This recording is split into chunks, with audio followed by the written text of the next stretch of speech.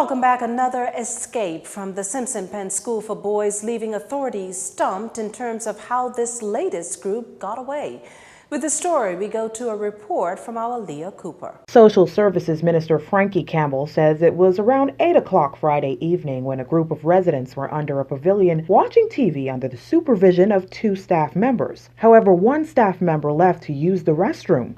Upon returning, it was discovered that one of the boys was missing. Further checks revealed that one boy was actually 4.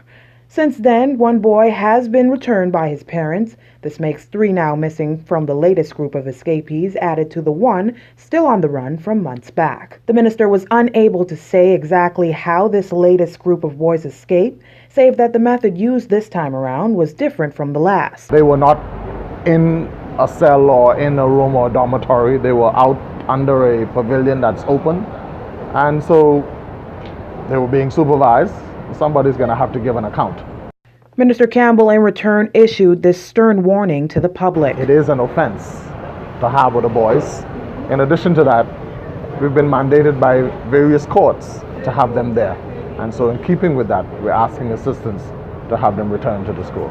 Mr. Campbell assured that since the last escape, the school has made corrections to the building. The incident on Saturday, he said, seems to be a procedural issue which will be reviewed and the necessary stipulations made. Reporting for JCN News, I'm Leah Cooper. In other news this evening, a call to strengthen borders in the wake of Haiti's earthquake this past weekend that killed at least a dozen and injured nearly 200 in that impoverished island nation. The police and defense forces, immigration, and all other border patrol agencies then are on alert in the event there is an influx of Haitians leaving home for the Bahamas. The government have been looking it's being piloted by the Minister of National Security, with the whole question of using drones as a way of assisting with border control and other security devices. Yeah. Haiti is no stranger to such natural disasters. In 2010, a catastrophic earthquake magnitude 7.0 struck Port-au-Prince, killing thousands. In a humanitarian effort, the Bahamas government at the time relaxed the country's borders. Immigration Minister Brent Simonet says, considering the circumstances, he would imagine that this time around the response would be different. The earthquake in Haiti this time was not the same magnitude, if my memory serves me correct, as the one before, nor has it caused the amount of destruction. That was a particularly strong earthquake that left thousands of people homeless, dead, and caused damage to the infrastructure. This one is not of that magnitude. Among the victims of this Saturday's earthquake was a 5-year-old boy who was killed when his home collapsed. Haiti's President Jovenel Moïse has made an urgent appeal for blood. Meantime, a town meeting is to be held over in Inagua where the aftershocks of Haiti's 5.9 magnitude earthquake were felt. Sunday, approximately shortly after 8, we just felt the tremor. We have the aftershock, and the houses, we just felt the shaking.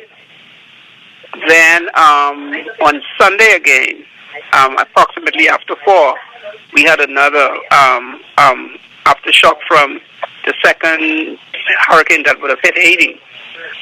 What happened is everybody basically, just yesterday in speaking with most of the residents, they're now apprehensive. That island's administrator, Jelita Ingram, with a first-hand account of what happened. Now, while there was little to no damage, Inagua residents are said to be shaken up. In fact, they're hoping to be educated on earthquakes.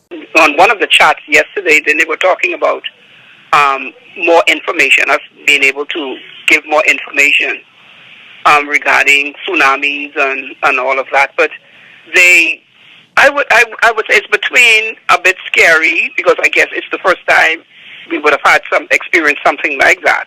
Mrs. Ingram plans to visit schools to speak to students about natural disasters. Labor Minister Dion Folks commenting on that fire that extensively damaged 4 government vehicles late Saturday night. The incident happened on Kamaica Road outside the Labor office. All of the cars affected were cars that the officers used to do price inspections to ensure that the retailers throughout the country are complying with our price regulations. I'm very pleased to say that the Ministry of Finance has agreed to give us temporary cars this week So our work will not be affected. As for the cause of that fire, that's still under investigation. You're watching JCN News. Stay with us. This segment of the news was brought to you by Alive.